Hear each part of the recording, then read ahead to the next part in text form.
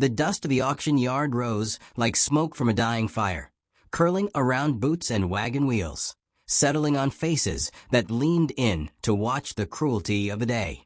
The sun bore down mercilessly, its light glinting off the tin sign above the block where broken things were sold.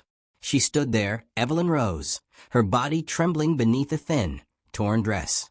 The cloth was still stained from labor, from the bringing of her child into the world just nights before. In her arms she cradled the newborn, wrapped in a ragged shawl, its tiny breaths shallow but stubborn. The crowd's voices buzzed like flies, stinging, swarming, relentless. Ruined, one man spat. Not worth the feed, another sneered. Women shook their heads, whispering sharp words, as though they might cut her down from across the square. Evelyn lowered her eyes, ashamed, her hair falling forward to shield her face. The baby stirred against her chest, and she tightened her hold as though to guard the child from the sting of their scorn. Somewhere, an old soul might have said Mercy had died in this town long ago, but that afternoon, Mercy walked quietly into the yard, boots heavy with dust, shoulders bent by years and sorrow. The bidding was mockery more than business. Some men offered pennies just to laugh, to humiliate, to watch her wince as the auctioneer's voice rose. Hazel Whitmore, whose tongue had ruined more reputations than whiskey, whispered loudly enough for all to hear. Not fit for a wife, not fit for work. She'll wither before winter's through. Evelyn wanted to vanish into the dirt beneath her bare feet, but her body was too weak even for that. From the back of the crowd came a voice, steady and low. I'll take her. Heads turned. Caleb Monroe, a rancher with a face weathered like the canyons, stood with one hand resting on his belt, the other holding his hat at his side. He was not known for sentiment, not for foolishness either, but the townsfolk smirked as if they had just witnessed both. Monroe's lost his senses, a man chuckled. Paying coin for dead weight, said another. Caleb didn't answer them. He placed the money in the auctioneer's palm, walked to where Evelyn stood swaying, and extended a calloused hand. Not to claim, not to drag, but to steady. She flinched, expecting roughness, but his touch was careful, guiding her from the block as though she were no more than a child who'd stumbled. He didn't speak, and neither did she. The only sound was the baby's faint cry, and the hush that followed them out of the square. The journey to his ranch stretched beneath a sky vast and endless. Evelyn rode beside him, her body weak, her thoughts darker still. She kept waiting for the cruelty to show, for the true price of his purchase to reveal itself. But Caleb's eyes stayed on the horizon, his silence thick yet not menacing. When she nearly dropped the baby from exhaustion, he shifted in the saddle, one arm steadying her, without a word, without a glance. She mistrusted kindness. She mistrusted silence even more. At the ranch, the door opened to the smell of wood and earth. Caleb led her inside, set down a lamp, and gestured toward a bed in the corner, sheets clean, quilt folded back. His voice broke the silence only once. Rest. That's all I bought you for. The words struck like rain in drought. Evelyn's knees buckled, and she sank onto the mattress, clutching her child. For the first time since the pain of birth, she closed her eyes and let the world fall away. Caleb stepped outside, his boots on the porch planks fading into the night. Days turned like the windmill blades outside his ranch. Evelyn rose slowly, fed the baby with trembling hands, ate the bread and broth Caleb left by the door.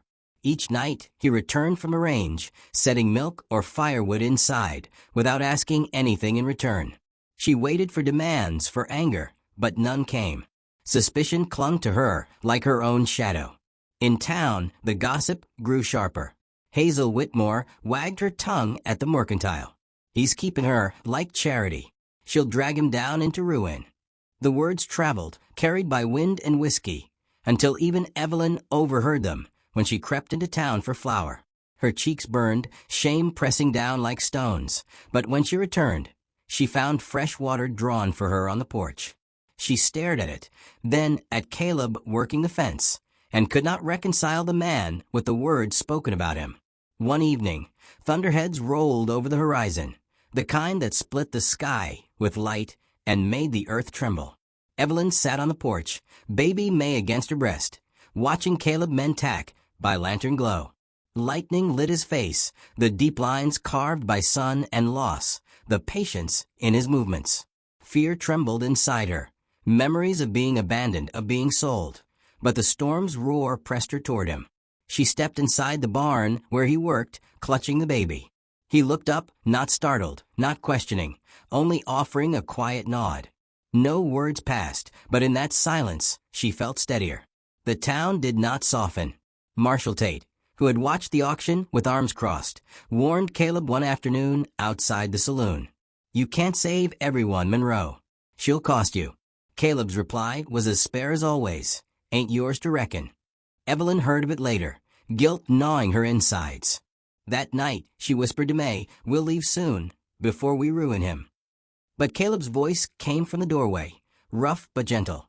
"You and that child got more right to a place than most." Then he walked away, leaving her in tears she could not explain.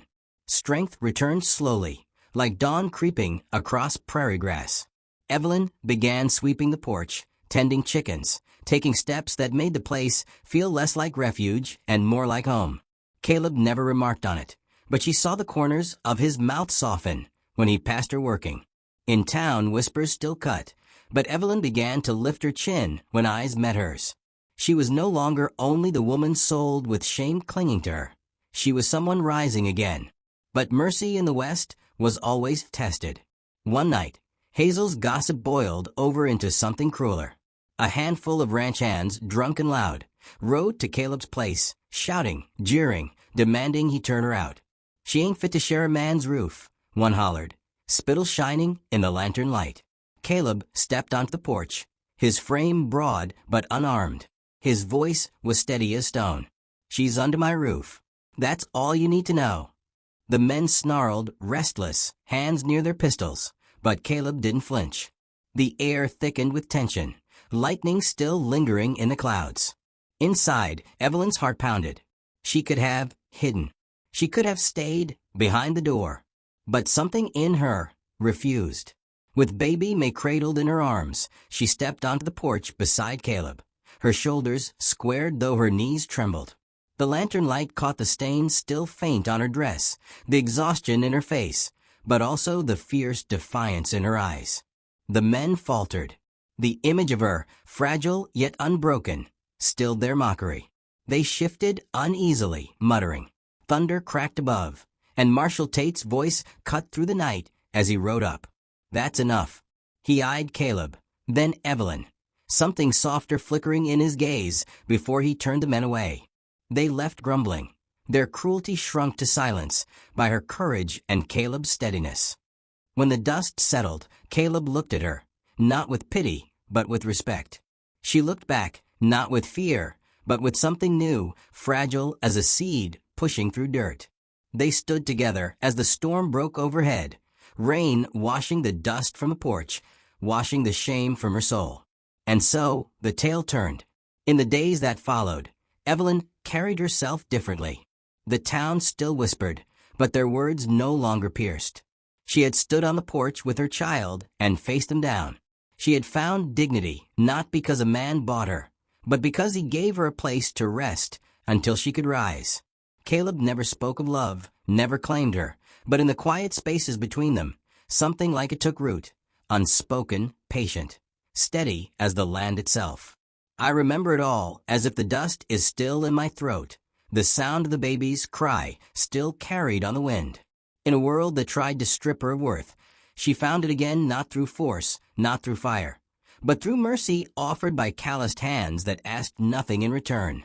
And in her silence, in her slow rising, the West remembered something it had nearly forgotten, that mercy can be as mighty as steel. Sometimes, the ones the world casts aside carry the fiercest strength of all.